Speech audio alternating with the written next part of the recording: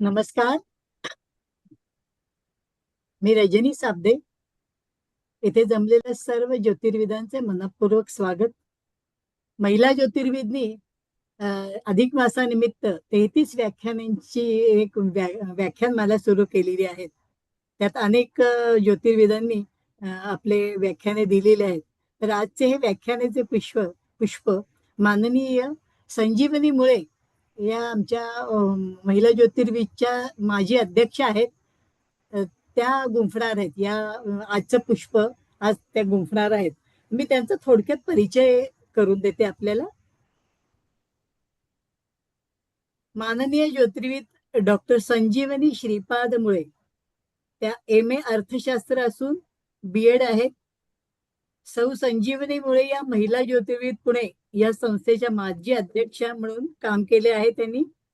या पारंपरिक ज्योतिष्य KP हस्तशास्त्र अष्टक वर्ग तज्ञ आहेत. या ज्योतिषी लेखिका शिक्षिका निवेदिता आणि उत्तम वक्त्या असून सूत्रसंचालिका देखील उत्तम प्रकारे त्या बजावतात.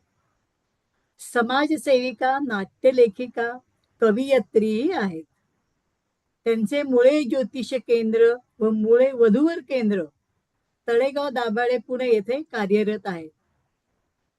त्यांनी लेखन केलंय तर लेखनाची जवळजवळ त्यांची 8 पुस्तके प्रकाशित झालेली आहेत. तसेच ज्योतिष संजीवनी हा 370 पानांचा पूर्वज्ञान ते पूर्वजन्मपर्यंत ज्योतिष शास्त्राचा ग्रंथ त्यांनी लिखित केलेला आहे. त्या ज्योतिषात उत्तम लेखनासाठी ज्योतिश्री ज्योतिष संस्थेतर्फे त्यांना पुरस्कार मिळालेला आहे. साहित्यातील 3 पुस्तके त्यांनी Amazonवर त्यांची प्रकाशित झालेली आहेत.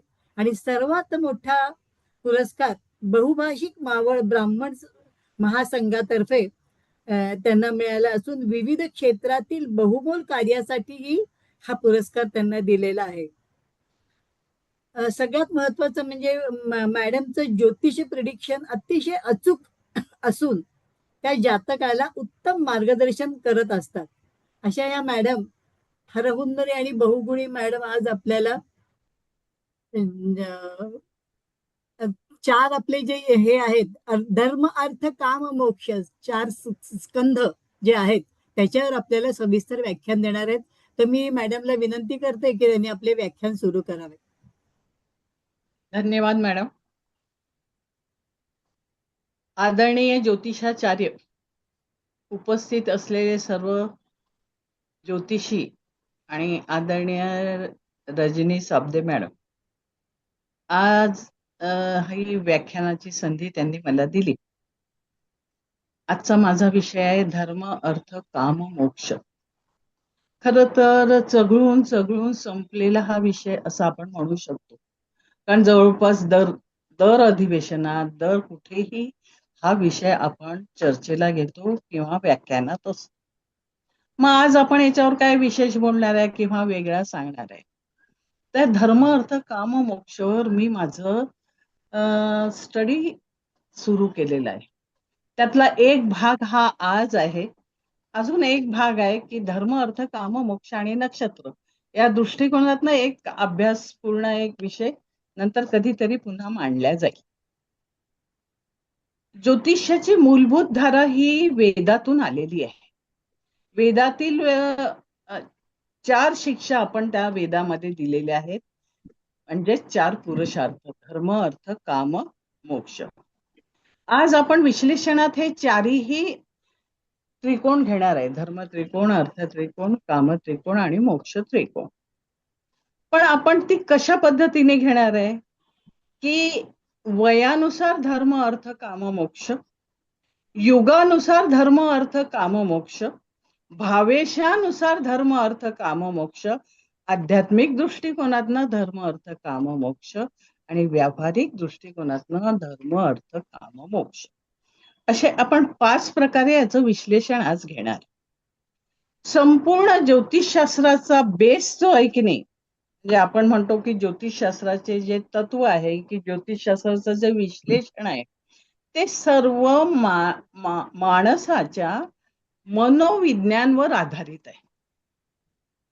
कारण तुम्ही कुठल्याही मानवाचा अभ्यास कोणत्याही दृष्टिकोनातनं केला तरी सायकोलॉजी या दृष्टिकोनातनं आपल्याला सर्वप्रथम बघावं लागतं आणि धर्म अर्थ काम मोक्ष चारही त्रिकोण किंवा संपूर्ण ज्योतिष शास्त्रच सायकोलॉजीवर आधारित आहे मानवाची.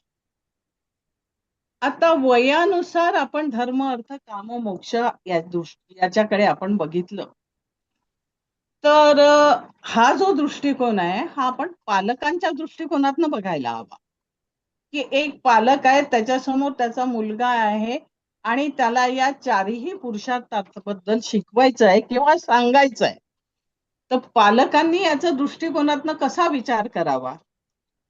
आता धर्म त्रिकोण म्हणजे मूळ बेस शिक्षणाचा.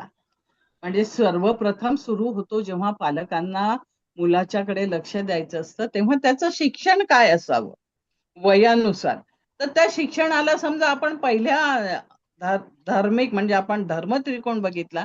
समजा 25 वर्ष घेतले तर मला माझ्या मुलाला इंजिनियर बनवायचंय, साहित्यिक बनवायचंय, सायंटिस्ट बनवायचंय.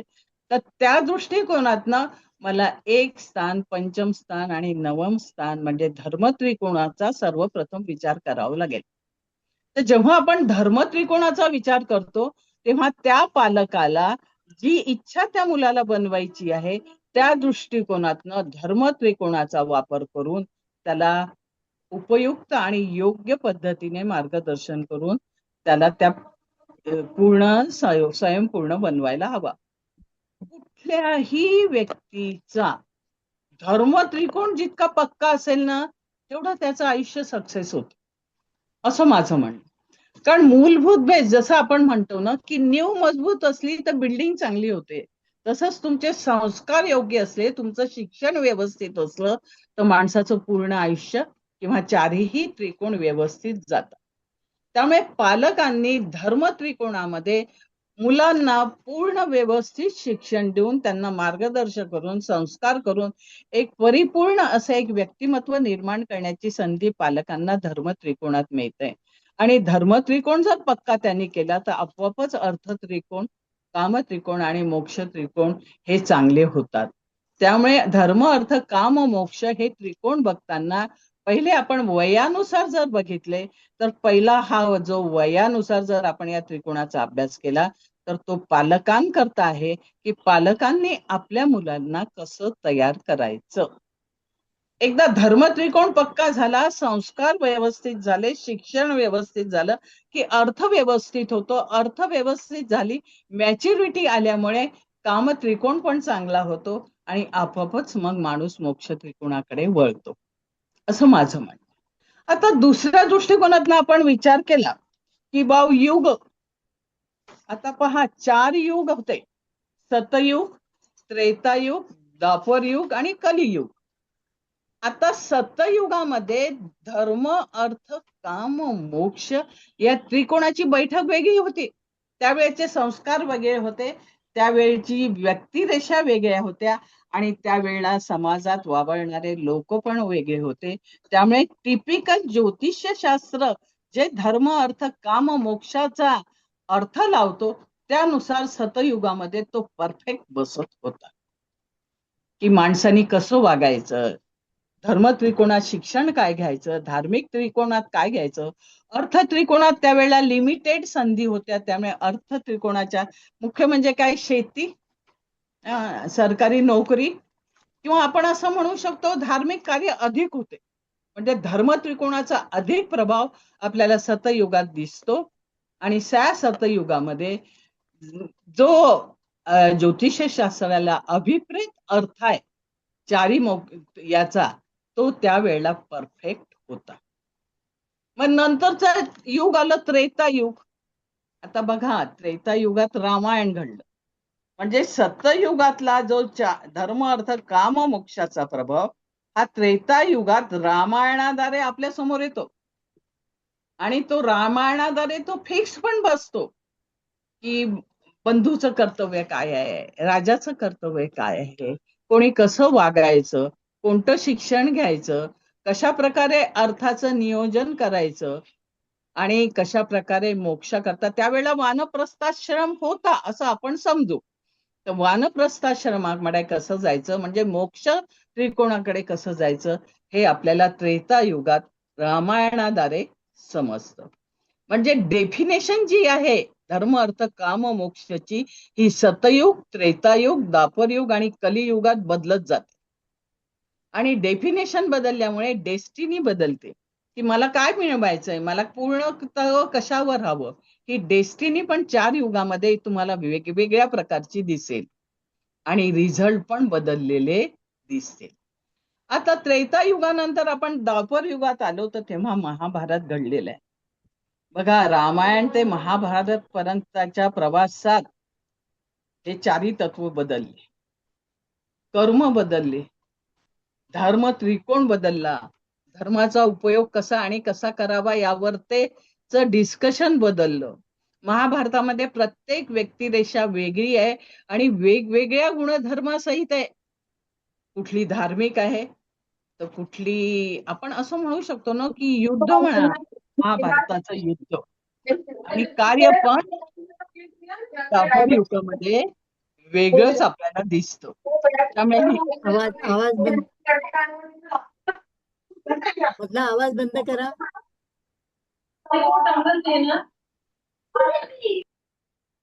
हॅलो, द्वापर युगात महाभारतामध्ये आपल्याला या याच्यामध्ये धर्म त्रिकोण, अर्थ त्रिकोण, काम त्रिकोण आणि मोक्ष त्रिकोणात बदल दिसतो रामायणापेक्षा. त्यामुळे युगानुसार हा बदल. आता तर काय कलियुगच चाललंय, तर कलियुगामध्ये तर सगळ्याच डेफिनेशन बदलल्या.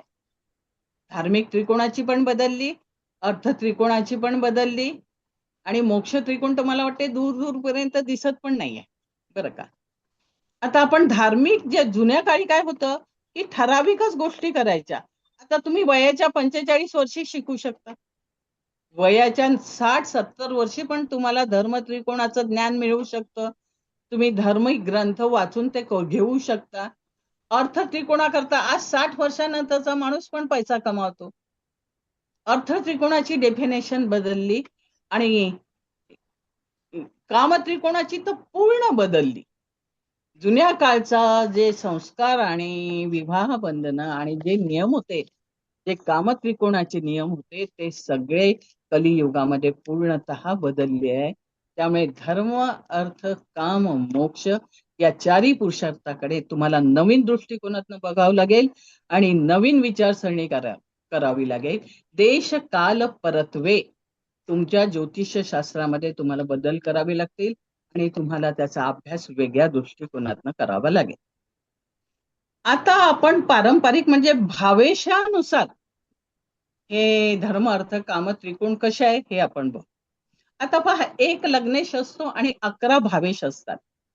11 भावेश एका लग्नेशासाठी काम करतात. लग्नेशाला डेव्हलप करणे, लग्नेशाची प्रगती करणे, लग्नेशाचा रोग सांगणे, हे सगळं सांगण्याकरता 11 भावेश हे कार्यरत असतात. त्या 11 भावेशात धर्म त्रिकोणाची जे भावेश आहे ते 1, 5, 9 आहे. अर्थ त्रिकोणाचे 2, 6, 10 आहे. काम त्रिकोणाचे 3, 7, 11 आहे. तर मोक्ष त्रिकोणाचे 4, 8, 12 आहे. मग या भावेशांचा निसर्ग कुंडलीनुसार अधिपती कोण आहे? निसर्ग कुंडलीनुसार अधिपती, आता आपली कुंडली कशी कर्क लग्नाची असू शकते, सिंह लग्नाची असू शकते, पण मूळ कुंडली जी आहे निसर्ग कुंडली, ती मेष पासून सुरू होते तर मीनेपर्यंत सुरू होते. त्यात 1, 5, 9 हा धर्म त्रिकोण आपण बघतो. धर्म त्रिकोणात प्रथम स्थानाचा अधिपती रवी आहे बघा. म्हणजे एकच स्थानाचा अधिपती रवी आहे. रवी काय आहे?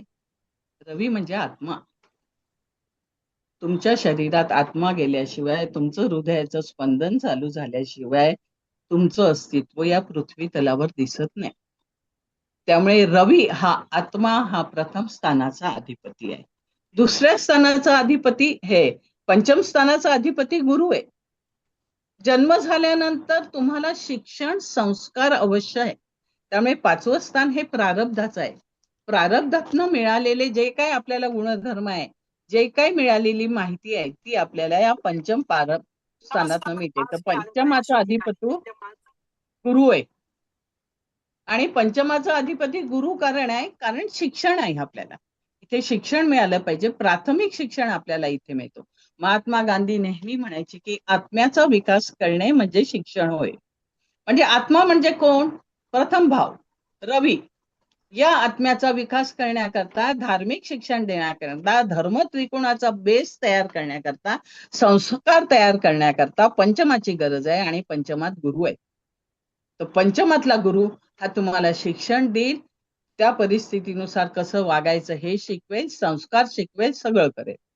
आणि त्याचबरोबर 1, 5, 9, 9 म्हणजे हा आपल्याला भाग्यस्थान आपण म्हणतो. याचा अधिपती रवी आणि गुरु आहे. म्हणजे पहा, प्रथमाचा रवी, पंचमाचा गुरु, हे दोघही नवमात आहे. म्हणजे या दोन्ही प्रकारच्या, म्हणजे स्वतःच्या लग्नेशाचा विकास करणे, त्या गुरुची साथ देणे, आणि लग्नेश आणि गुरु दोन्हीही मिळून नवम स्थानात म्हणजे भाग्यस्थानात आहे. आणि भाग्यस्थानामध्ये तुम्हाला परदेश म्हणजे उच्च शिक्षण पण प्राप्त होतं. भाग्याने तुम्हाला मिळणाऱ्या अनेक गोष्टी मिळतात. आणि तुमचा तो धर्म त्रिकोण आहे तो अजून मजबूत होतो. कारण नवम स्थान हे भाग्याचं स्थान, त्याचबरोबर धार्मिक कार्याचं स्थान पण आपण समजतो.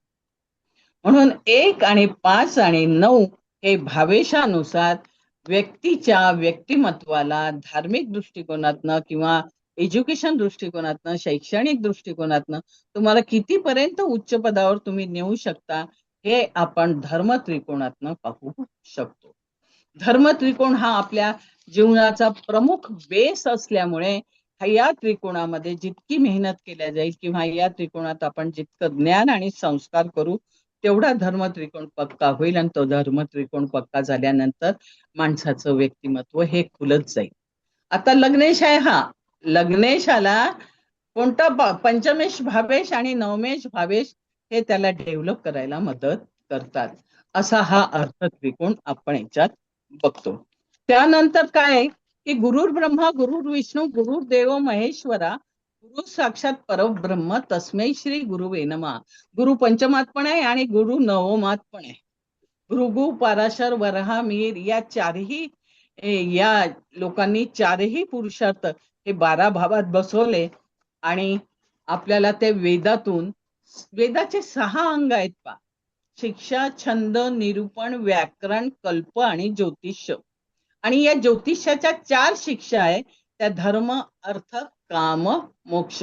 अशा प्रकारे हे आपल्या पत्रिकेचे भाव हे या लोकांनी भृगु पराशर वराहमिहीर यांनी ज्या प्रकारे डेफिनेशन केलेलं आहे त्या प्रकारे आपण पुढे सरकत जातो. कुंडलीत 12वा भाव आणि 9 घरे असतात. त्यात नक्षत्र पण असतात. आणि धर्म, अर्थ, काम, मोक्ष हे पुरुषार्थ पण असतात. त्या धर्म, अर्थ, काम, मोक्ष त्रिकोण याच्याबद्दल आपण 1, 5, 9 हे भाव पाहिले. 1, 5 आणि 9 हे अग्नितत्व आहे. वैदिक ज्योतिषामध्ये लक्ष्मी स्थान पण म्हणतात. त्रिकोण स्थान म्हणजे भाग्यस्थान. पूर्ण तुमच्या आयुष्याचं सार हे त्रिकोणात तुम्हाला मिळू शकतो. अहम म्हणजे मी कोण आहे हे जोपर्यंत तुम्हाला कळणार नाही तोपर्यंत तुमचं हे लक्ष्मी स्थान आणि धार्मिक स्थान हे परिपक्व होणार नाही. पूर्वजन्माच्या पुण्यावर निर्भयक्षम काम करण्याचा कर्मयोग तुम्हाला याच्यात साधला जातो. धर्म, गुरु, भाग्य, दैवी कृपा हे जीवनाचं रक्षण केलं जातं. म्हणून भाग्यस्थान हे आपण म्हणतो की हे आपल्याला फायद्याचं असतं. त्रिकोण स्थान हे अतिशय क्वालिटी ऑफ लाईफ जर तुम्हाला पाहायचं असेल तर तुम्हाला तुमच्या पत्रिकेतले त्रिकोण स्थान बघावे लागतील. त्रिकोणातील ग्रह मेसेज देतात की तुम्हाला काय करायचं आणि कसं करायचं. आता आपण धर्म त्रिकोण पाहिल्यानंतर आता आपण अर्थ त्रिकोणाकडे जाऊ. साहजिकच शिक्षण झालंय, योग्य झालंय, सगळं झालंय. आता मला 25 वर्ष झालेत किंवा 30 वर्ष झाले, जे काही मी मिळवलंय त्याचं आता मला नुसतं शिक्षण महत्वाचं नाही, त्या शिक्षणावर तुम्हाला काय तुम्ही गेस करता आणि तुम्हाला काय मिळतं. नाही तर आपण पीएचडी पण झालो पण आपल्याला जर इकॉनॉमिकल रस्ते बरोबर मिळाले नाही तर त्या धर्म त्रिकोणाचा काही फायदा होत नाही. रोज डोळे उघडले की 100 रुपये लागतात. दूध आणावं लागतं, साखर आणावं लागतं, चहा करावा लागतो. त्यामुळे अर्थ त्रिकोण म्हणजे पैसा. पैसा हा महत्वाचा आहे. पैशाची जी अभिव्यक्ती आहे किंवा पैशाचं जे सक्षमीकरण आहे ते आपल्याला या धर्मत्रिकोणातनं कळतं. आता धर्मत्रिकोणाचे भाव आहेत 2, 6 आणि 10. आता दुसऱ्या निसर्ग कुंडलीत दुसऱ्या स्थानाचा अधिपती गुरुच आहे. आता द्वितीय स्थान हे वडिलोपार्जित समजलं जातं, म्हणजे वडिलांकडून येणार, मग ते कुठलंही असो, ज्ञान असो, सत्ता असो, पैसा असो, धन असो, शेती असो, वाडी असो, हे आपल्याला वडिलांकडून साहजिक आणि स्वाभाविक मिळतं. त्या लोकांचं आयुष्य धर्म त्रिकोण म्हणजे अर्थ त्रिकोण हे चांगल्या प्रकारे जात. तसं पॉलिटिकल नेत्याचा मुलगा पॉलिटिकल होतो, तो त्याला काही येत नसलं तरी तो मंत्री होतो. मग हे काय झालं, द्वितीय स्थानाचा लाभ झाला, द्वितीयातनं मिळणारा लाभ, वडिलांकडून मिळणारा लाभ. आता एखाद्या जे व्यक्ती करोडोपती असतात तर त्याला आपोआपच ती संपत्ती वारसा हक्काने त्याच्याकडे येते. त्यामुळे द्वितीय स्थानाला वारसा हक्काकरता सुरक्षित केलेलं आहे. आणि द्वितीय स्थानाला गुरु दिलंय, कारण आपले आई वडील वडिलोपार्जित सगळे गुरुतुल्य लोक हे आपल्यासाठी काम करत असतात. वडिलोपार्जित धन म्हणजे काय, वडिलांची प्रॉपर्टी, फक्त धन नाही तर त्यांची प्रतिष्ठा, त्यांचा व्यवसाय, त्यांचं पद, त्यांची शेतीवाडी, कार्यक्षेत्रे हे अनायास तुमच्याकडे येतात आणि तुम्हाला त्याचा फायदा होतो. यात कर्माचा भाग म्हणजे काय, की वडिलोपार्जित म्हणजे द्वितीय जर तुमचा दशमात असेल तर तुमचे वडिलोपार्जित व्यवसाय तुम्ही चालवता. देश हा दशमात असेल तर तुमचे वडिलोपार्जित व्यवसाय हे तुम्हाला आपोआप येतात आणि तुम्ही ते काम करता. आता 6वा भाग, 6वा भाव हा सकष्टाचा. मला नोकरी कोणती, माझं काम कोणतं, मी काय करणार, मला ब्रेड आणि बटर पाहिजे, रोज जेवायला पाहिजे, ब्रेड आणि बटर म्हणजे रोज जेवायला पाहिजे, तर मी काय कमवलं पाहिजे, त्याचा भाव म्हणजे 6वा भाव. याला उपचय स्थान पण म्हणतात, उपचय स्थान पण म्हणतात. 6वा भाव हा नोकरी सकष्टार्जित पैशाचा भाव आहे. हा भाव मामा आणि आजोळांचा पण आहे. काही काही वेळेला तिथे असे ग्रह असतात की मामाकडून आजोळाकडून पण तुम्हाला भरपूर फायदा होतो. खूपदा तर नोकरी पण तुम्हाला मामाच्या थ्रू किंवा माहेरचे म्हणजे आपले जे मामा मावशी वगैरे यांच्या थ्रू लागतो. या स्थानाचा अधिपती शनी आणि मंगळ आहे. आता शनी म्हणजे खूप कष्ट करणे, कष्ट केल्याशिवाय तुम्हाला स्वतःचा सकष्टार्जित धन मिळवता येत नाही. निसर्ग कुंडलीत शनी आणि मंगळ याचे अधिपती आहे. मग मंगळ काय आहे, मंगळ म्हणजे शक्ती आणि शनी म्हणजे खूप संघर्षातून आपण कष्ट करून पैसा मिळवला पाहिजे, आपली कारकीर्द गाजवली पाहिजे. म्हणून शनी आणि मंगळ हे दोन्हीही ग्रह याचे अधिपती आहे. सर्वसाधारण नोकरीमध्ये उच्चपद प्राप्त करण्याकरता 6व्या स्थानातली मेहनत ही दशमात प्रगट होते. 6व्या स्थानातली ही दशमात प्रगट होते आणि माणूस उच्च पद प्राप्त करतो. 6व्या स्थानामध्ये तुम्हाला संधी मिळण्याचे अनेक विकल्प असतात आणि त्याकरता मात्र तुमचा धर्मत्रिकोण किती मजबूत आहे हे महत्वाचं असतं. आता चौथ्या त्रिकोणातील 2, 6, 10. आता पहा, कर्म करणे म्हणजे काय, मी कर्म केल्याशिवाय मला पैसा मिळणार नाही. मग कर्माचं प्रमुख स्थान काय आहे, अर्थ त्रिकोण. मग या अर्थ त्रिकोणामध्ये हा तुमचा जो हात आहे ना, हाच तुमच्या कर्मात काम येतो.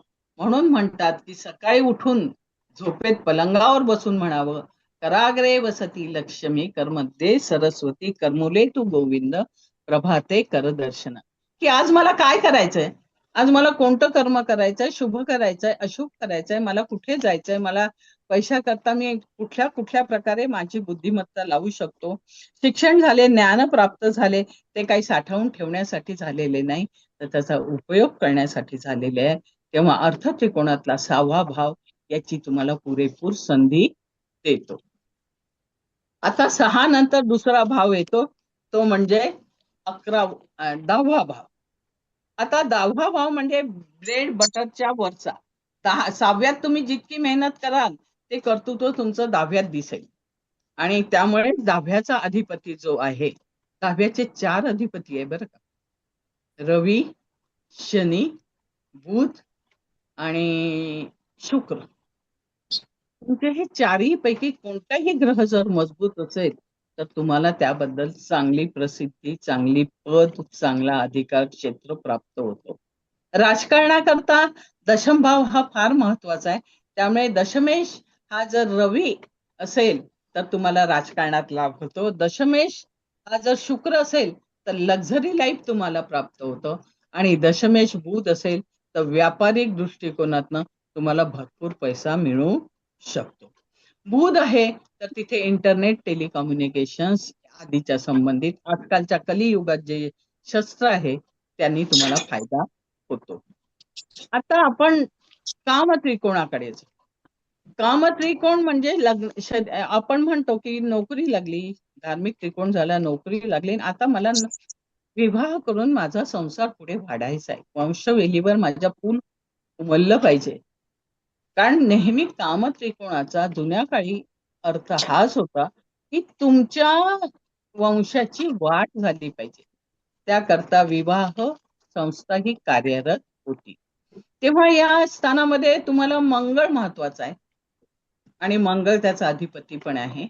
शारीरिक क्षमता, आकर्षण याचा तृतीय पराक्रम भावाशी संबंध येतो आणि हा लहान बहीण भावाचा पण आहे. आपल्या संस्कृतीत विवाह हे बंधन आणि कुटुंबाची देखरेख करणे याच्याकरता करार करणे. विवाह करणे म्हणजे काय? करार करणे. तृतीय स्थान हा कराराचं आहे. मूल संतती होणे आणि शारीरिक गरजांची पूर्ती होणे त्याकरता कामत्रिकोणाची निर्मिती केलेली आहे. आता कामत्रिकोणाचा दुसरा भाव आहे, 7वा भाव आहे, हा भार्या भाव आहे. पत्नी, पतिस्थान याचा अधिपती शुक्र आहे. प्रेम आणि आकर्षणात मंगळ आणि शुक्राची युती जर बरोबर होत असेल तर तुमचं कामत्रिकोण व्यवस्थित काम करतो. आपण असं म्हणू शकतो ना की जसं आता गणमैत्री आणि योनी मैत्री आपण जी विवाह मेलनात पाहतो त्याचा या कामत्रिकोणाशी चांगला संबंध असतो. पती पत्नीचे स्थान, शुक्र अधिपती, लाईफ पार्टनर यांची युती आणि संस्कार यांची युती हे संसार सुखाची निर्मिती आहे. याला भार्या स्थान म्हणतात. या स्थानात शनी, राहू, केतू कामत्रिकोणात उग्रता निर्माण करतात. त्यामुळे कामत्रिकोणात जर सप्तम स्थानात शनी, राहू, केतू किंवा प्लुटो असेल तर कामशक्ती करता नको ते उद्योग करण्याची शक्यता असते. संसार वेलीवर फूल उमलावे, समाज व्यवस्थित निरोगी अवस्थेत चालावा म्हणून कामत्रिकोणाची निर्मिती केली आणि त्यात शुभग्रह असतील तर तुमचं कामत्रिकोण हा व्यवस्थित आणि चांगला काम करेल. पण सोबत तुम्हाला मंगळाची आणि स्त्रीच्या पत्रिकेत शुक्राची चांगली साथ हवी. कामवासना नियंत्रणासाठी या स्थानावर गुरु किंवा शुभग्रहाची दृष्टी असता सप्तम स्थानाचे विपरीत परिणाम दिसत नाही. आता आला 11वा भाव. 11वा भाव म्हणजे मी कोणतंही काम करू, म्हणजे शिवण काम करू, विण काम करू, भरत काम करू, कुठलाही जॉब करू आणि कुठल्याही परीक्षेत मला यश मिळायचं नाही मिळायचं याच्याकरता 11वा भाव महत्वाचा आहे. 11 भाव हा मोठ्या वडीलधाऱ्या वडील भावाचा असतो, त्याबद्दल मित्राचा असतो आणि मिळणाऱ्या यशाचा असतो. तुम्हाला कोणतंही यश हे एकादश स्थानाच्या सपोर्ट शिवाय किंवा तिथे जर गुरु असेल तर त्याच्या सपोर्ट शिवाय तुम्हाला पूर्ण करता येत नाही. व्यक्तीची शारीरिक गरज, वंशवृद्धी आणि अराजकता म्हणू नये म्हणून विपरीत जातक एका ठिकाणी व्यवस्थितपणे सुखाने नांदण्यासाठी हा त्रिकोण निकोप असावा लागतो आणि तो निकोप असला तर सांसारिक सुख उत्तम प्रकारे मिळतं आणि समाजात विपरीत परिणाम होत नाही. आता मोक्ष त्रिकोण आला बघा. आपण हा मोक्ष त्रिकोण भावेशानुसार पाहतो. आता मोक्ष त्रिकोणात चतुर्थ, अष्टम आणि द्वादश हे 3 भाव आहेत. आता चतुर्थ स्थानाचा अधिपती निसर्ग कुंडली चंद्र आणि बुध आहे आणि अष्टम स्थानाचा शनी आणि द्वादशाचा पण शनी आहे. मग आता तुम्हाला बघा की हे तुम्ही एक बघितलं असेल की शनी आणि गुरु यांनी जास्त ग्रह, त्यांची दृष्टी आणि ते जिथे आहेत त्या दोन गोष्टींनीच पूर्ण पत्रिका जवळपास व्यापलेली असते. हा 4, 8, 12चा आहे. बुध आणि चंद्र हा जो आहे ना, आता चतुर्थ स्थान तुम्ही म्हणाल तर जनसंपर्काचं साधन. तिथे जनसंपर्क तुमचा होतो, स्त्री वर्गाशी संबंध येतो, वाहनाशी संबंध येतो, घराशी संबंध येतो, शेतीवाडीशी संबंध येतो, गुराढोरांशी संबंध येतो. म्हणजे सुखाच्या जेवढ्या वस्तू आहेत त्या तुम्हाला चतुर्थातनं बघता येतात.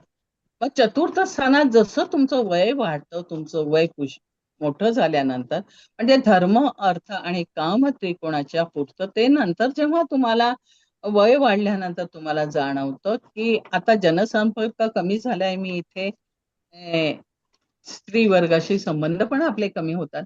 त्यामुळे चतुर्थ स्थानाचा हा जो आहे हा निवृत्तीचा एक संकेत देतो मोक्ष त्रिकोणात, की इथे तुम्हाला आता निवृत्ती घ्यायला हवी, तुम्हाला निवृत्तीकडे जायला हवं. त्यामुळे चतुर्थ स्थान हा एक प्रकारे जसा सुखाचा वगैरे अधिपती आहे, तो वाहनाचा आहे, भरपूर सुख देतो, पण नंतर ठराविक वयानंतर तुम्हाला निवृत्तीचे संकेत पण चतुर्थ स्थानातनच मिळतात. मग चतुर्थानंतर आपण जर अष्टमाकडे गेलो तर अष्टम हे स्थान अचानक धन लाभाचं आहे, पत्नीच्या घरच्या लोकांचं आहे, त्याच व्यतिरिक्त समाधीचं आहे, आजाराचं आहे, विरक्तीचं आहे. जेव्हा संन्यासाकरता आपण अष्टम भाव पाहतो, जेव्हा संन्यास भाव येतो म्हणजे तुमची विरक्ती तिथे वाढायला लागते अष्टम स्थानात. कारण वयही तुमचं वाढलं जर असेल तर ती विरक्ती तुमच्या तिथे कामात येते. मग ही जी विरक्ती आहे याला आपण म्हणतो की परमार्थाच्या पायऱ्या चढणे. विरक्ती म्हणजे काय? परमार्थाच्या पायऱ्या चढण्याकरता अष्टम भाव आहे. म्हणजे चतुर्थातनं निवृत्ती होते आणि अष्टमात तुम्ही परमार्थाच्या पायऱ्या चढता, म्हणजे काय? सोपान चढता आणि त्यानंतर परमार्थाचं, धार्मिक क्षेत्राचं, आत्म्याचं आपल्यावर ज्ञान घेतो. म्हणजे निवृत्ती, सोपान, ज्ञान आपण इथे घेतो. पण अष्टम स्थानाचे हे आहे की अचानक लाभ तुम्हाला जरी देत असला तरीही पण जर इथे शनी असेल तर तुम्हाला दीर्घायू वर तर मिळतो, पण बरेच वर्ष तुम्हाला अंथरुणावर खितपत पडावं लागतं. इथे रवी आणि असला तर तुम्हाला राजशी मृत्यू येते. तुम्हाला इथे रवी असलेल्या व्यक्तींना राजकीय सन्मानासहित मृत्यूकडे वाटचाल करता येते. निवृत्ती, सोपान, ज्ञानेश्वर, मुक्ताई असं माझं मोक्ष त्रिकोणाचं वर्णन आहे. कारण 12वे स्थान म्हणजे मुक्त होणे, मोक्ष मिळवणे असं आपण म्हणतो. तर या त्रिकोणाची सांगड आपण घालून हे पाहू शकतो. आता आपण असं म्हणू की 12वा भाव हा आहे ना, हा सनातन. एक लक्षात ठेवावा, आध्यात्मिक दृष्टिकोनातनं जर धर्म, अर्थ, काम, मोक्ष मिळाले तर आपल्याला एक महत्वाची लाईन आपल्याला बघावी लागेल की शोधिशी मानवा राहुळी मंदिरी, नांदतो देव हा रे तुझ्या अंतरी. हे जेव्हा तुम्ही विचार करता ना तेव्हा तुम्हाला लक्षात यायला पाहिजे की अहम ब्रह्म अस्मी, म्हणजे माझ्यातच सर्व काही आहे, माझ्यातच ईश्वरीय तत्व आहे. हीच आध्यात्मिक बैठक आपल्या संस्कृतीची आहे. त्यामुळे काय? शोधिशी मानवा राहुळी मंदिरी, देव हा मनुष्याच्या शरीराचा मोक्षाचं म्हणजे द्वादश भाव हा मनुष्याच्या शरीराचा मोक्षाचं द्वार आहे असं आपण म्हणतो. इथे जर केतू आणि गुरु असेल तर मोक्ष त्रिकोणाची तुम्हाला हे मिळू शकतो. पण मी अनेक अभ्यास केले, अनेक पाहिले, मोक्ष त्रिकोण प्राप्त करणे, मिळवणे इट्स नॉट इझी. अहंकार, ईर्ष्या, मोह, माया सगळं त्यागून तुम्हाला जर कृती करायची असेल तर ती मोक्ष प्राप्तीकडे नेते तुम्हाला. मोक्ष सहज प्राप्त होत नाही हो. आता तुम्ही रामायण बघितलं तर राम, लक्ष्मण, भरत, शत्रुघ्न 4 भाऊ. रामाने शरयू नदीमध्ये आपला देह सोडला आणि लक्ष्मणांनी पण शरयू नदीमध्ये आपला देह सोडला. पण ही मोक्ष प्राप्ती आहे का? ही मोक्ष प्राप्ती नाही आहे. त्यांनी समाधी घेतली किंवा आपण म्हणू जलात आपलं शरीर अर्पण केलं. पण हे मोक्ष नव्हे. मोक्ष करता तुम्हाला वेगळी पद्धत लागते असं म्हणतो आपण. आता महाभारतात पहा, युधिष्ठिर, अं, भीम, अर्जुन, नकुल, सहदेव आणि द्रौपदी जेव्हा ते पर्वतावर चढत जातो, पहिला देह द्रौपदी ठेवते, मोक्ष मिळाला नाही. दुसऱ्यानंतर आपल्याला आपण नकुल, सहदेव, भीम या क्रमाने गेलं तर युधिष्ठिर फक्त आपल्याला शेवटपर्यंत वाटचाल करताना दिसतो आणि शेवटी आपल्याला युधिष्ठिरांना मोक्ष मिळालेला दिसतो. आणि युधिष्ठिरांचा हा मोक्ष म्हणजे काय? आकाश तत्वात विलीन होणे. त्यात आपण वर्णन केले की ते विमान येतं आणि त्यांना घेऊन जातं असं नव्हे. तर त्यांची ती एवढी शक्ती आहे की त्यांनी तेवढी सत्व परीक्षा दिली आहे म्हणून ते मोक्ष त्रिकोणात ते आकाशात विलीन झाले. तुकाराम महाराजांना सुद्धा मोक्ष मिळाला असं आपण म्हणू शकतो. कारण त्यांची पण विमान येऊन ते गेले असं समजलं जातं. म्हणूनच हा मोक्ष त्रिकोण हा जो आहे ते अनंतात विलीन होणे म्हणजेच मोक्ष त्रिकोण मिळणे होय. आता या लोकांनी इतके काम केले, खरं इतके चांगले कार्य केले, राक्षसांना मारलं, पण शेवटी हत्या ती हत्या. शेवटी हत्या ती हत्या ठरली जाते आणि तुमच्या त्या हत्येचं पाप किंवा हत्येची किंवा याचा त्रास अतिशय कष्टात जीवन जगून जगलेले हे महापुरुष शेवटी मोक्ष प्राप्तीपर्यंत पोहोचत नाही. हे बघताना आपल्याला वाईट वाटतं. शेवटी तुम्हाला कर्माचं फळ भोगावं लागतं. कर्मातनं मुक्ती नाही. जे कर्म तुम्ही इथे कराल ते तुम्हाला इथेच भोगावं लागतं. ह्या गोष्टीची जाणीव प्रत्येकाने ठेवली आहे. आता या चारही त्रिकोणाला आपण आध्यात्मिक दृष्टिकोनातून बघता, काम त्रिकोणाचे वय ना कलियुगामध्ये 15 ते मला वाटते 70 पर्यंत आरामात आहे. मग मोक्ष त्रिकोणाला वेळ किती मिळाला? 10 वर्ष. वानप्रस्थाश्रमाची तर कल्पनाच संपली की कोणी वानप्रस्थाश्रमाचा उल्लेख पण नाही करत आहे की नाही आता माझी झाली आहे, आता मी वानप्रस्थात जातो. अर्थात त्याला परिस्थिती आहे की आपण आता वनात जाऊन राहू नाही शकत, अमकं नाही. पण तरी सांसारिक सुखातनं, सांसारिक याच्यातनं अहो छोट्या छोट्या वाटी पेल्यांमध्ये बायकांची मनं गुंततात की माझा वाटी हिने घेतली, वय झालं 70 पण त्या वाटीत मन अटकलेलं आहे. त्यामुळे मोक्ष त्रिकोण मिळवणे इतकं सोपं नाहीये. धर्म त्रिकोणाचा प्रभाव हा वानप्रस्थाकडे वाढत नाहीये, कारण मानव वानप्रस्थच विसरलेला आहे. आध्यात्मिक उन्नती वेगळी झाली आहे. धार्मिक त्रिकोणाचा अतिविस्तार झालाय आणि त्यामुळे वेगळी धार्मिक प्रवृत्ती वाढलेली आहे. त्यामुळे धार्मिक त्रिकोण बिघडला आहे. हा कलियुगातलं महत्वाचं सत्य आहे. नुसता व्यापारिक दृष्टिकोन हा धार्मिक त्रिकोणाला डिस्टर्ब करतोय. भौतिक सुविधेमुळे या कालखंडात वेगळी किंवा कृत्रिम धार्मिक भावना आणि मोक्षाचा विचार न करण्याची भौतिक सुविधेमुळे विचारसरणी संपलेली आहे. धर्म अर्थ काम त्रिकोणाच्या ज्या व्याख्या पारंपरिक लोकांनी केल्या आहे, ज्योतिषांनी केल्या आहे, त्या युगानुसार बदलल्या आहे आणि बदलत जात आहे. कलियुगामध्ये याच्या व्याख्या संपूर्ण बदललेल्या आहे.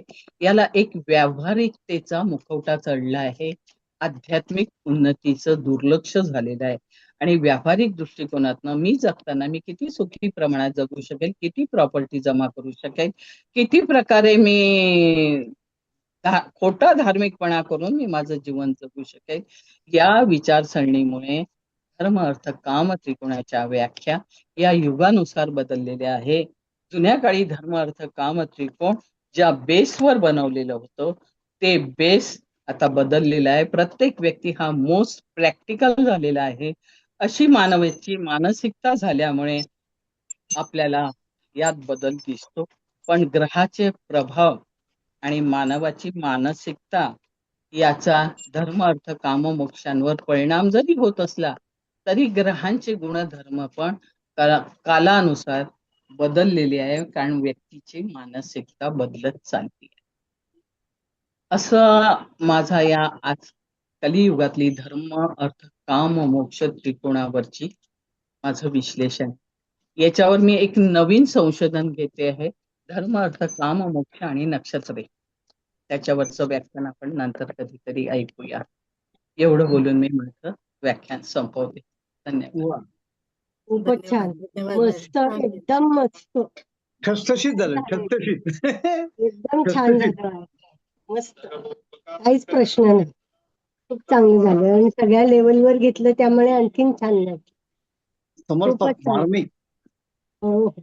नाही, सगळ्या लेवलवर घेतलं ना, त्यामुळे ते छान झालं. चारी स्कंद तुम्ही छान व्यवस्थित समजावून सांगितले आणि पटण्यासारखे उदाहरण पण दिले. 12 त्यामुळे स्थानं लोक- आली नंतर. सोपं आणि छान तऱ्हेने तुम्ही हे धर्म अर्थ काम मोक्ष खूप छान समजून सांगितलं. खूप छान झालं पण हं. खरंच छान. खूप छान ताई. संगच तुम्ही जे एक उदाहरण देऊन जे आम्हाला समजवलं आणि की जसे सगळ्या राम अँगल लक्ष्मण हे- सगळ्या अहो, अँगलनी बदललंच आहे. समजवलं आणि इतकी परिस्थिती बदललेली आहे, डोळ्यांनी दिसते.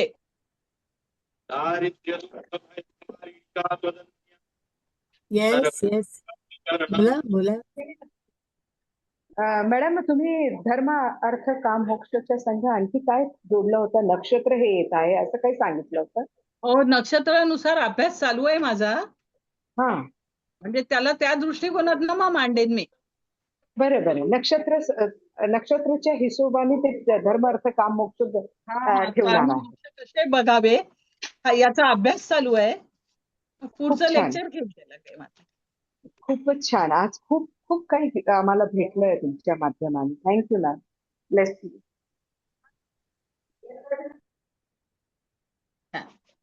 हॅलो.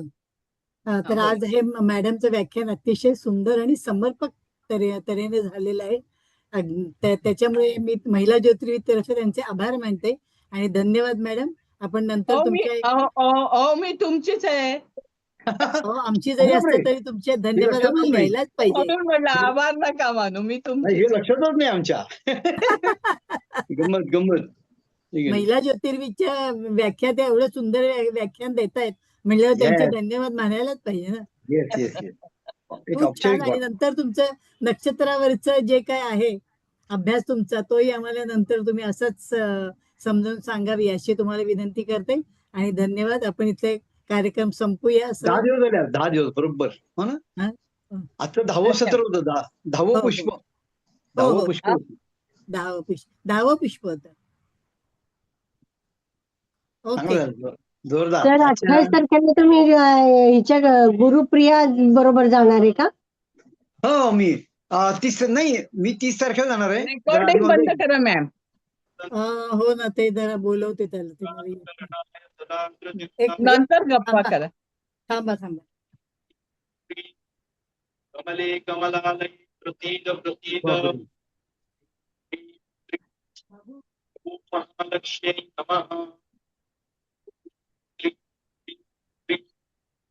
कमले कमलालय प्रतीद प्रतीद.